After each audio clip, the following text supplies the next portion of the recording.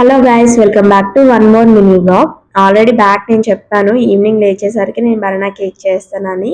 ఇంకా ఈవినింగ్ లేచాక ఇంకా స్టార్ట్ చేశారు నా చుట్టూ తిరగడము. బనానా కేక్ అయ్యిందా అయ్యిందా అనేసి.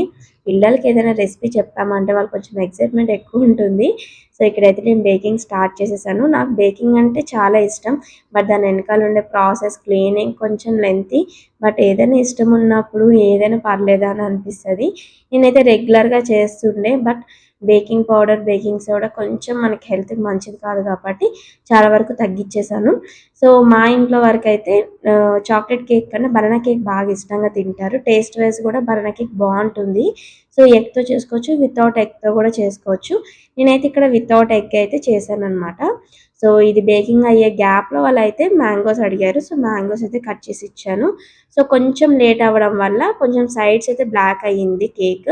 బట్ ఆ సైడ్స్ అంతా రిమూవ్ చేసుకుంటే ఎక్సలెంట్గా ఉంది టేస్ట్. ఇన్ కేస్ మీకు ఇంట్రెస్ట్ ఉంటే నాకు కామెంట్ చేయండి. నేను నెక్స్ట్ షార్ట్లో కానీ వీడియోలో లాంగ్ వీడియోలో కానీ నేను ఎక్స్ప్లెయిన్ చేస్తాను మెజర్మెంట్తో సహా.